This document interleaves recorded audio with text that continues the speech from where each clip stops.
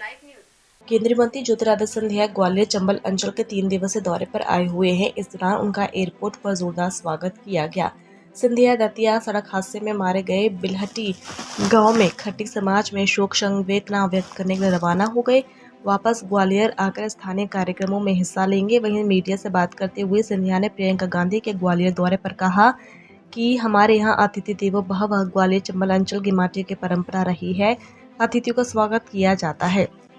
प्रजातंत्र में सभी को हक है कार्यक्रम करने का, जनता के बीच अपनी बात रखने का। विपक्ष की विचारधारा, सोच और राजनीति है, देश के बारे में नहीं सोच रही है, किसानों, नौजवान, महिला, गरीबों के बारे में नहीं सोच रही है। ग्वालियर चंबल को सिंधिया का गढ़ कहे जाने पर सिंधिया ने कहा कि किसी का कोई गढ़ नहीं होता। सिंधिया ने ग्वालियर चंबल अंचल को खुद का गढ़ मानने से इनकार किया। गढ़ कहना ऊंची मानसिकता है।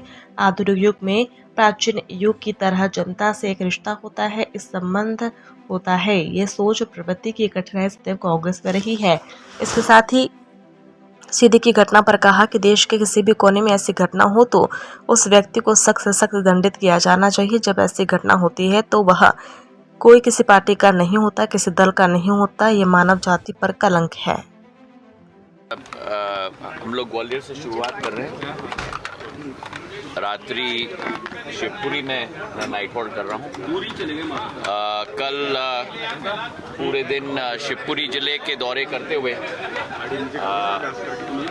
रात को मैं गुना पहुंच रहा हूँ, मामोरी और गुना करके, और फिर परसों गुना के सामाजिक सम्मेलन करते हुए मुख्यमंत्री जी के साथ गुना में बैठक करके उसके बाद भोपाल के लिए प्रस्थान कर रहा हूँ। पिछले बार मैं भोपाल से आया था और ग्वालियर से मैंने प्रस्थान किया था। इस बार मैं ग्वालियर आया हूँ और फिर भोपाल से प्रस्थान कर रहा हूँ। इस तारतम्य में अनेक समाजों का सम्मेलन है, अनेक विकास और प्रगति की कार्यों की समीक्षा भी है और पूर्ण रूप से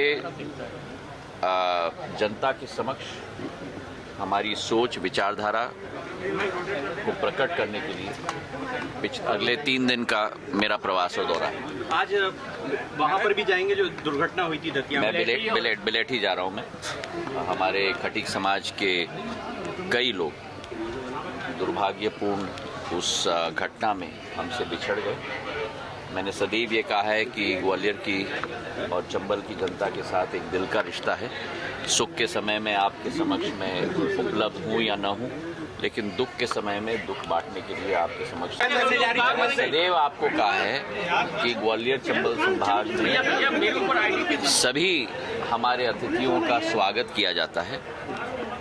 अतिथि देवो भव ये ग्वालियर और चंबल की माटी की सदैव परंपरा रही है, तो सभी अतिथियों का स्वागत किया जाता है। वो कह रहे हैं ऐतिहासिक होगी, लाखों लोग जुटने का दावा किया जा रहा है। अरे भाई, तो प्रजातंत्र है, सभी का हक है कार्यक्रम करने के लिए, सभी का हक है जनता के समक्ष अपनी बात रखने के लिए।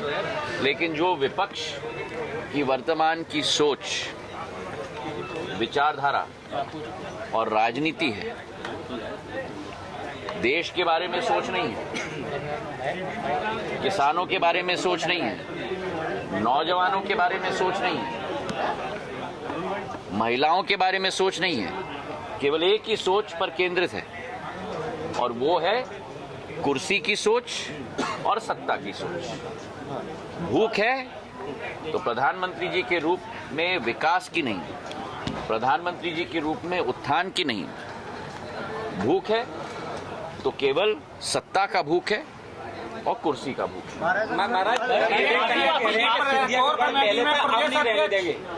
देखिए, मैं आपको बता दूं, कोई किसी का गढ़ नहीं होता। ये एक ओछी मानसिकता है और एक दुर्भाग्यपूर्ण सोच है। कोई किसी का गढ़ नहीं होता।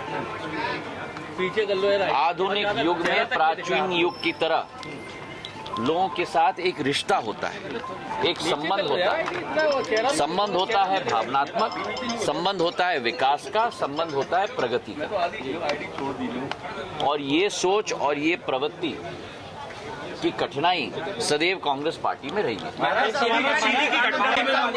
सीधी की घटना जो हुई, सीधी में एक घटना हुई, उस पर कांग्रेस तमाम एलिगेशन लगा रही, आदिवासी अस्मिता से जोड़कर। देखिए, हमारे देश के किसी कोने में ऐसी घटना हो, उस व्यक्ति को सख्त से सख्त दंड दिया जाना चाहिए। जब ऐसी घटना होती है, कोई किसी पार्टी का नहीं होता, कोई किसी दल का नहीं होता, ये मानवीय जाति पर कलंक है। और मुख्यमंत्री जी ने, जब मैं भी भोपाल में था 4 तारीख को, जब ये सूचना आई, सख्त से सख्त निर्देश दिए। वो व्यक्ति आज अरेस्ट हो चुका है, हिरासत में है। उसके विरुद्ध सख्त से सख्त नेशनल सिक्योरिटी एक्ट के तहत एक्शन लिया गया है और किसी को ऐसी घटना में बख्शा नहीं जाएगा। मैं जितनी निंदा करूंगा उस घटना की, वो कम हो। लेकिन आपने उसके पैर धोए, उसका बाकायदा तिलक किया है, लेकिन उसके बावजूद भी राजनीति शुरू हो गई है कि आदिवासी वोट बैंक से डर के मारे उसके पैर छूने। जो लोगों का दृष्टिकोण ही राजनीति हो, जिन लोगों का दृष्टिकोण मानवता के साथ न जुड़ा हो, जिन लोगों की सोच और विचारधारा इतनी संकीर्ण हो,